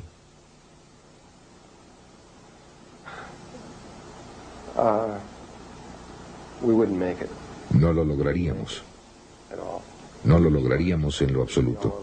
Nos destruiríamos. Terminaríamos con todo. Pero honestamente creyeron que lo lograríamos. De hecho, no habrían obtenido permiso para hacer el experimento si no hubieran creído honestamente que lo lograríamos. No se puede mentirle al Comando Galáctico en lo absoluto. Así que realmente pensaban que sí iba a funcionar, aunque por poco. Así que el otro aspecto de esto es que estaban buscando una situación que aliviara toda la situación. No estaban preocupados por tratar de encontrar una situación en la que solo los marcianos se curarían, o solo los lemurianos sanarían, o parte de la Tierra sanaría. Buscaban una situación que sanara a toda la Tierra, a ambos lados. Los niveles superiores de conciencia no están de acuerdo con esta cosa de nosotros y ellos. Todo el mundo está... Solo hay una conciencia que se mueve a través de toda la vida. Y así que están tratando de encontrar una forma para que todo el mundo regrese a un estado de amor y respeto para los demás. Y sabían que la única forma en que podrían hacerlo era regresarnos a la conciencia crística, y posiblemente continuaríamos a partir de allí. El único problema es que no podríamos hacer eso nosotros solos. Es totalmente imposible. Una vez que cayéramos aquí, pasaría un tiempo muy largo antes de que fuéramos capaces de hacer eso de forma natural. Y para entonces todos estaríamos muertos. No lo lograríamos, seríamos afortunados si lográramos 50 años más, menos aún aproximadamente 1 millón, lo que es lo que probablemente necesitaríamos para llegar ahí. Estoy diciendo que, ignorando esa cifra, nos tomaría mucho tiempo antes de que regresáramos allí. Así que fueron a ese lugar en Egipto porque había un eje. El eje de un vértice que sobresalía de un lugar en particular en Egipto, que era el eje que la red de la conciencia crística, o una de nuestras redes, era que realmente estaba allí en ese momento, pero sabían que se destruiría, pero el eje todavía estaba allí, y así que lo que iban a hacer era crear sintéticamente una red de conciencia crística alrededor de la Tierra. No una viviente. Llegaría a ser una red viviente, pero se haría sintéticamente. Sería como crear un cristal sintético que requiere una celda viviente, un cristal para hacerlo. Pero esa fue la única respuesta a la que pudieron llegar. Y así que fueron al lugar preciso en que eso salía, que era este lugar que está a aproximadamente 1,5 kilómetros de distancia de donde se encuentra la gran mayoría de la Tierra más hacia abajo. Ahí era donde estaba el eje, pero realmente salía de la Tierra, aproximadamente aquí. Así que esta es la parte que realmente salió de la Tierra. Y entonces, una vez que hicieron eso, construyeron un edificio pequeño justo aquí, de piedra, que era el rectángulo áureo. Y después aquí construyeron la gran pirámide, y el ápice de esa pirámide quedó asentado exactamente en esta espiral. Recubrieron el centro del agujero con la cara sur de eso y la cara norte de la gran pirámide impecablemente. Ha asombrado a gente que, ¿cómo lo llaman? Topógrafos que han visto esto. Aunque eso está a 1,5 kilómetros de distancia, no pueden ver el centro de ese agujero. La cara sur de ese muro, de ese edificio, y la cara norte de la gran pirámide no están desalineados en absoluto, es perfecta.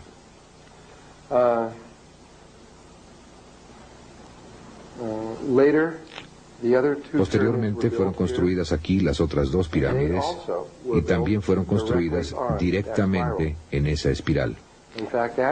De hecho, así es como descubrieron el agujero. Fue a través de fotografía aérea. Observaron que estas tres pirámides fueron colocadas sobre una espiral logarítmica. Cuando rastrearon la espiral a su origen, fueron a ese lugar y allí estaba el agujero, y allí estaba el edificio. Eso fue hace solo unos 10 años. Sí, todavía está allí. Yo lo he visto con mis propios ojos. He pateado las piedras y lo he visto, realmente está allí. Y considero que ese lugar y hay una armonía. Lo que sucedió es, donde hicieron ese experimento fue aquí, en esta área. Aquí. Aquí y un poco más acá, en una de estas islas por aquí, a la que ahora le llamamos el Triángulo de las Bermudas. Y hay un edificio real aquí en la superficie en el fondo y abajo, que realmente no está tan profundo ahí, que tiene uno de estos adentro. Está girando muy rápido. Dos de esos campos contrarrotatorios que se están moviendo alrededor, creando este enorme Merkaba, un campo Merkaba sintético que se extiende sobre el océano, que es triangular debido a muy remotas. Ni siquiera podrían imaginarse qué tan lejos está. Y esa es una de las razones por las que esta raza de seres, llamada los grises y muchos otros seres que están aquí, de los que hablaremos en el momento apropiado, están aquí tratando de arreglar esto. Este es un problema enorme que se extiende más allá de la Tierra. Lo que hicimos en el pasado en la Atlántida iba contra toda ley galáctica. Era ilegal que nosotros lo hiciéramos y de todos modos lo hicimos. Y es un problema muy grande en todas partes. Se solucionará, pero no se solucionará sino hasta el año 2012. En ese momento se solucionará. Pero no hay mucho. Bueno, van a seguir intentándolo. Y yo sé que van a seguir intentándolo y tratando de lograrlo, pero finalmente tendrán éxito. Muy bien, necesito regresaré a todo eso en el momento adecuado y hablaremos de todo eso para que sepamos de qué se trata todo el asunto. Vamos a ver.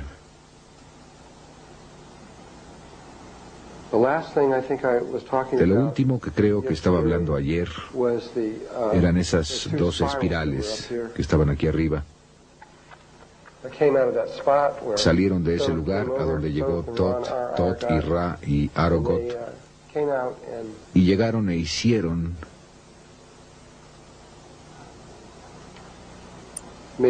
esta espiral y pusieron la gran pirámide justo aquí en la parte superior de eso y la forraron e hicieron todo lo demás.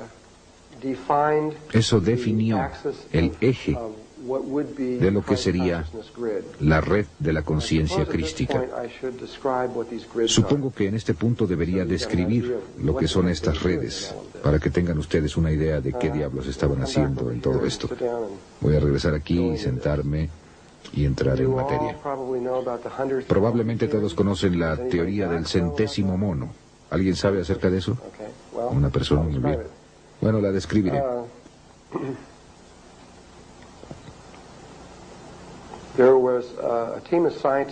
Había un equipo de científicos hace algunos años, probablemente hace 20 años o algo así, que estaban trabajando con un tipo en particular de monos que se encontraban en estas islas frente a Japón. Estas islas eran varias islas pequeñas. El mismo tipo de monos estaban por toda esta pequeña cadena de islas y los estaban observando científicamente y los estaban monitoreando. Y estos monos comían estos tubérculos que crecían en el suelo arenoso. Y cuando los sacaban, había arena encima de todos ellos. Y se los comían. Y por supuesto la arena, ya podrán imaginar, sabía muy mal. Y un día esta mona los lavó, ya sea en el océano o en un arroyo, no estoy seguro de dónde. Lavó los tubérculos y descubrió que sabían mucho mejor cuando estaban lavados. Así que fue y le dijo a otro mono que la lavó. Y después fueron y le dijeron a más monos. Y muy pronto había un gran grupo de estos monos que estaban empezando a lavar estas cosas y hacer esto. Yo no sé si sabían si eran exactamente 100 monos o no, pero era algo en ese orden, aproximadamente. Esa era la cantidad. Cuando repentinamente alcanzaron esta masa crítica, bingo, toda la isla empezó a hacerlo, sin que estas personas fueran y les dijeran nada. Si solo hubiera sido en esa isla, entonces probablemente habrían imaginado que había alguna forma de comunicación recíproca y buscaron una comunicación. Pero también lo que sucedió simultáneamente fue que las islas alrededor, en las que no había forma posible para que estos monos pudieran haberse comunicado en alguna forma que nosotros conozcamos, también inmediatamente empezaron a lavar sus tubérculos. Fue la primera vez que la ciencia haya observado algo como esto. Y postularon que debe haber habido algún tipo de estructura morfogénica o campo que se extendía por estas islas, por medio de la cual podían comunicarse. Hay un libro escrito sobre el tema llamado El centésimo mono, y mucha gente pensó en ello, y después, unos años más tarde, y esto es algo acerca de lo que mucha gente no sabe, un equipo de científicos de Australia, conectados a través de la Gran Bretaña, se preguntaron si los seres humanos también tenían una red similar a esta en torno a ellos. Y así que hicieron un experimento. Hicieron esta fotografía o pintura, creo que era una fotografía, que tenía literalmente cientos de personas, caras humanas en ella, pequeñas y grandes, como aretes con caras pequeñas por todos lados, y caras en los ojos y este tipo de cosas, todo hecho de estas caras. Pero cuando las veían podían ver solo aproximadamente 6 o 7 caras. No podían ver todas estas otras caras porque se necesitaba entrenamiento. Tenían que apuntar a dónde estaban. Así que si solo a primera vista solamente verían 6 o 7 caras, y eso era todo. Así que fueron a Australia y lo hicieron en forma muy científica. Consiguieron un cierto número de personas de un espectro de la población y les dieron mucho tiempo y grabaron todo. Y simplemente sostuvieron la fotografía para que alguien la viera y dijeron: ¿cuántas caras ves aquí? Y la veían y decían, bueno, en el lapso de tiempo que tuvieron salían con 6, 7, 8, 9, 10 caras, o lo que fuera que vieran, y grabaron eso y lo hicieron con todo un número de personas. Así lo hicieron, y nadie estaba viendo. ¿Me entienden? Nadie estaba viendo más de lo que se esperaría que ellos vieran. Cuando consiguieron a unos cuantos cientos de personas que hicieron esto y grabaron con mucha seguridad lo que estaba pasando, entonces se fueron a Inglaterra, al otro lado del planeta, y en una estación cerrada de televisión por cable de la BBC, que solamente llegaba a Inglaterra, no iba a ninguna otra parte, mostraron la fotografía y cuidadosamente mostraron en dónde estaban todas las caras, cada una de las caras. Y después, 5 minutos más tarde, repitieron el experimento en Inglaterra, quiero decir, en Australia. Y miren, la gente repentinamente pudo ver 70, 80 caras. Ah, sí, aquí. Pudieron ver todas esas caras allí. Y en ese momento, la humanidad supo con certeza que había algo acerca de nosotros que no sabíamos. Ahora bien, los aborígenes en Australia ya sabían esto desde hace mucho tiempo.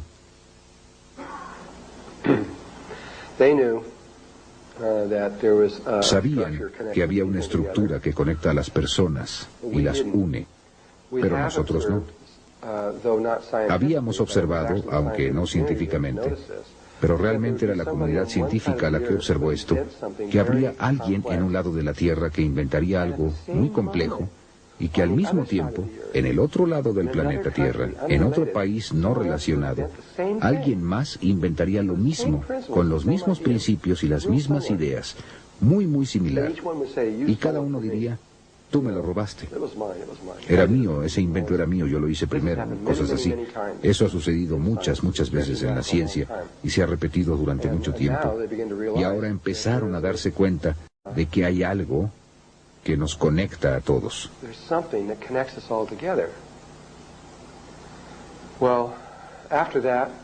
Bien, después de eso, empezaron a buscar esto y el gobierno norteamericano y Rusia descubrieron estos campos alrededor de la Tierra.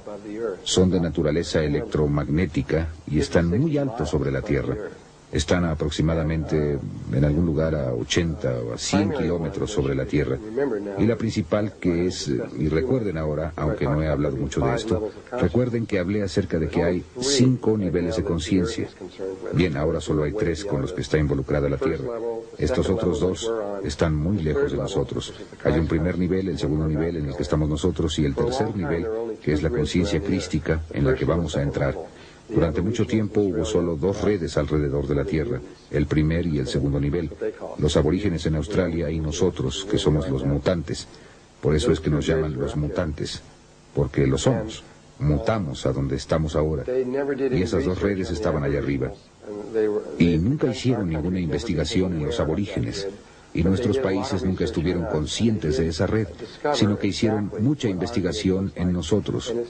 Y sí descubrieron exactamente cómo se ve nuestra red, y está basada en triángulos y cuadrados. Es una red muy masculina, y se extiende, otra vez, alrededor de todo el planeta. Y lo que descubrirán finalmente es que hay una red para cada especie en el mundo. Esto significa que originalmente hubo 30 millones de redes allá arriba. Ahora hay aproximadamente 15 millones de redes allá arriba y está disminuyendo muy rápidamente. Pero si solo hay 2 insectos en el planeta y están aquí en Iowa, hay una red que se extiende alrededor de todo el planeta. De otra forma no podrían existir. Es tan solo la naturaleza del juego. Y tiene sus propias geometrías y es muy específica solo para ellos mismos. No hay otra como esa, solo suya. Tal como sus cuerpos son únicos en ellos. Su punto de vista de interpretar la realidad también es exclusivo de ellos. Sin embargo, todas las redes pueden dividirse en 6 categorías.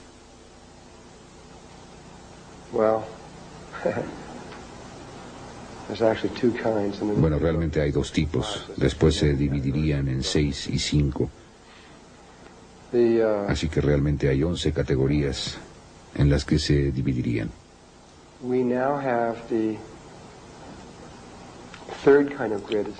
Ahora tenemos el tercer tipo de red que está allá arriba, a la que pueden llamar la conciencia crística, o simplemente pueden llamarla el siguiente paso, o como quieran llamarla.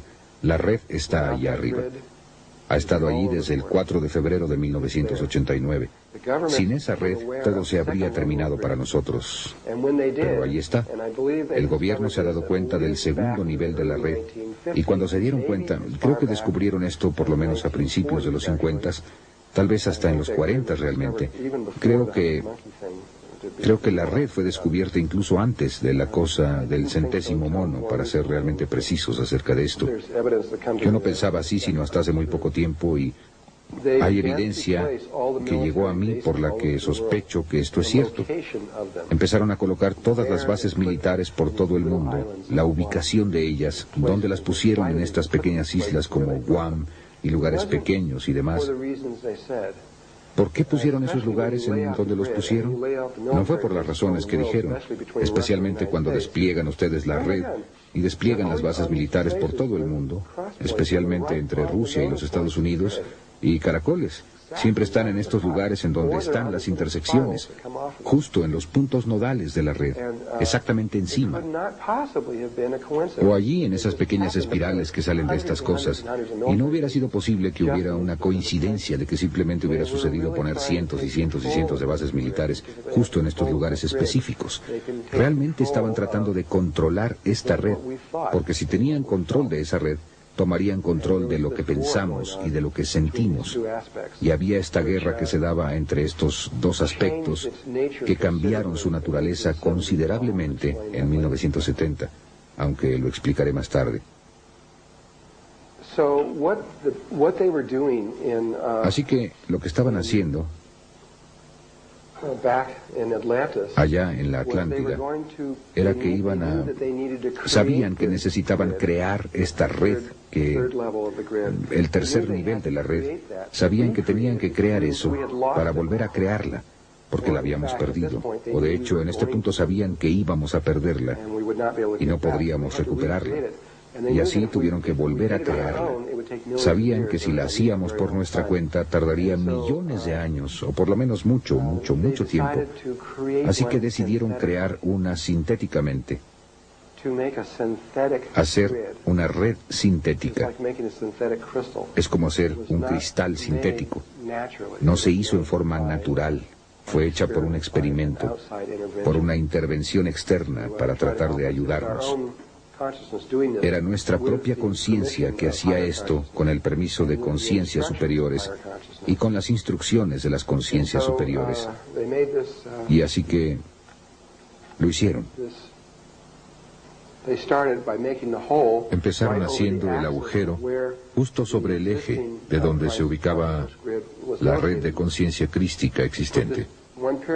Y pusieron esta pirámide allí, y después en un nivel de 4ª dimensión encontraron en donde toda la red cruzaba por más de 83.000 lugares sobre la superficie de la Tierra. Y ellos, en la cuarta dimensión, en una dimensión superior a la de aquí, construyeron toda la red de edificios y estructuras sobre todo el planeta en un nivel de cuarta dimensión, todo lo cual se desplegó en espirales áureas o en espirales de Fibonacci, todo lo cual está delineado matemáticamente a este solo punto. Cada lugar sagrado en el mundo no fue un accidente, y fue una sola conciencia la que creó cada uno de ellos, desde Machu Picchu hasta Stonehenge, hasta Sacsayhuamán, o lo que se les ocurra, todos fueron hechos por una sola conciencia. También de esto estamos tomando conciencia ahora, porque cuando llegan ustedes a un lugar sagrado, ¿quién de ustedes ha visto el trabajo de Richard Howland? Muy bien, él sacó esto a la luz, y aunque otra gente también ha sacado esto a la luz, él no fue el primero en hacerlo. Un lugar sagrado delinea otro, que delinea otro, que delinea a otro. Y estos lugares van más allá del tiempo. Existieron todos los diversos niveles de tiempo cuando se construyeron. Van más allá de cualquier cultura en particular o de cualquier ubicación geográfica en particular. Y fueron hechos en forma muy obvia por alguien que había coordinado todo. Y finalmente verán que ese es el punto desde el que fueron calculados todos. Aunque había otro punto en la Tierra, esa es la red del área del Polo Norte. Si van ustedes al otro lado del planeta, en el Pacífico, hasta acá, a las islas de Tahití, a una pequeña isla de Tahití llamada Moorea, encontrarán que ese es el Polo Sur. Porque Moorea, para aquellos de ustedes que han estado en Machu Picchu, Machu Picchu está aproximadamente a 3.650 metros de altura. Trabajarán arduamente para llegar a Huayna. Si llegan a la cima de Huayna Picchu, observarán que las montañas que están alrededor de Machu Picchu están en un círculo perfecto. Y así es como este círculo femenino que viene en torno de esta cosa fálica que llega hasta aquí arriba, de esta forma, y es un vértice muy alto. Cuando vayan a Moorea, es una isla que tiene forma de corazón. Simplemente se ve así, tiene exactamente esa forma. Y en el centro está este anillo de montañas que son mucho más grandes que las que están en Perú. Con esta montaña justo en el centro, que es aproximadamente 3 o 4 veces más grande que Huayna Picchu, simplemente sube mucho, mucho, mucho y baja aquí. Y es esto, es el preciso polo sur de toda la red. Y si van derecho a través de la Tierra, salen aquí. Solo está desviado, hay una ligera curva, está desviado una cantidad muy pequeña. Pero aquí es donde sale a través de la Tierra, aquí, y aquí es donde está desviado una cantidad muy pequeña. Pero aquí es donde sale a través de la Tierra, aquí, y aquí es donde sale en el Polo Norte. Este es femenino y este es masculino. De hecho, todas las casas en Moorea tienen un corazón en el frente de ellas, con su número de casa en ellas, porque la isla tiene la forma de un corazón.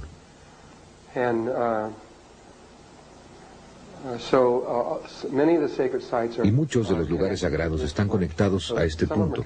Así que algunos de ellos están conectados aquí, algunos de ellos conectados acá, pero todos están interconectados a través de la red central.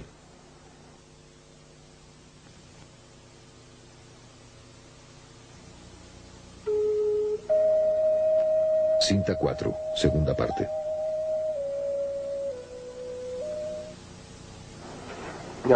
Ahora, llegando a esta estructura, solamente esta estructura fue construida en ese momento, aunque una vez más el resto de ellas fueron puestas.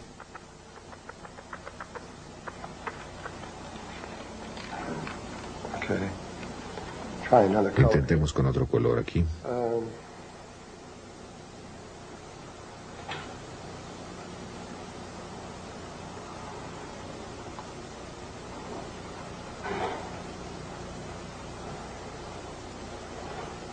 We're going to come to the Esta es la Gran Pirámide. No tan buena como la que ellos hicieron, pero... La Gran Pirámide tiene... Quiero ver esta estructura un momento. Tiene una albardilla que le falta en la parte superior. Y ha habido todo tipo de especulación acerca de qué es esta albardilla que falta. De acuerdo con Todd, la albardilla real que falta es de unos 20 centímetros de altura, de oro sólido, y una imagen holográfica de toda la pirámide. En otras palabras, tiene todos los pequeños salones dentro y todo en proporción y está en los recintos de las memorias. No es la albardilla. Las otras dos pirámides culminan en una punta, solamente esta tiene esto. Pero la pieza que falta no es pequeña, es de aproximadamente 2 metros cuadrados. Lo que falta es una pieza grande. Se separan en la parte superior y es una pieza grande, plana, enorme allá arriba. Y es una plataforma de aterrizaje para una nave muy especial que existe en la Tierra. De acuerdo con las tablillas Esmeralda y con Todd, hay otro objeto no muy lejos de aquí llamado la Esfinge. La Esfinge es mucho más antigua, de 10 a 15.000 años, es mucho más antigua que eso. Y ha sido en su mayor parte, el factor que olvidaron considerar en sus ecuaciones es que la Esfinge generalmente ha estado bajo arena, ha estado bajo las arenas la mayor parte del tiempo. De hecho, cuando Napoleón fue a ver la Esfinge, ni siquiera sabía que estaba allí, porque todo lo que vio fue la cabeza. Estaba completamente sepultada. Y por lo general, está completamente sepultada. Así, cuando ese factor fue llevado allí, podrían ustedes ver que el desgaste sería... Tomaría mucho más tiempo desgastar algo que está completamente sepultado que cuando está expuesto. Y de acuerdo con Todd, esto se remonta a por lo menos 5,5 millones de años. Y creo finalmente que eso saldrá a la luz, porque hasta ahora no se ha equivocado en nada. Incluso John Anthony West espera de verdad que sea por lo menos de 200 a 400, un poco más de 200.000 años de antigüedad, pero ni siquiera se preocuparon por tratar de hacer esos tipos de especulaciones, simplemente querían pasar de esos 6.000 años, porque si podían superar los 6.000 años, entonces eso rompe la grieta, así que hicieron eso. Más tarde trataré de regresar más y más y más cuando puedan presentar mayor evidencia. Así que bajo la Esfinge, según Todd, aproximadamente 1,5 kilómetros abajo, hay un salón redondo con una parte superior plana y un techo plano. Y dentro de este salón está el objeto más antiguo, el objeto sintético más antiguo del planeta, más antiguo que ninguna otra cosa. Regresando en el tiempo, de acuerdo con ellos, creen, aunque no pueden probarlo, hace 500 millones de años cuando empezó todo. Y el objeto es un enorme, aproximadamente de 2 cuadras de una ciudad, un enorme vehículo. Es extraordinario por el hecho de que solo tiene de 3 a 5 átomos de espesor. Y su forma es redonda, es como un disco. Es redondo y tiene un fondo plano y una parte superior plana. En su parte superior, si lo ven en esta forma, tiene un dibujo que se ve así.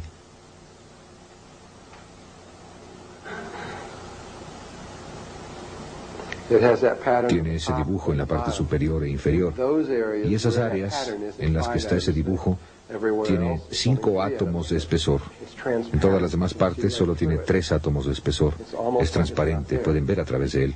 Es casi como si no estuviera ahí. No tiene motores, no tiene nada.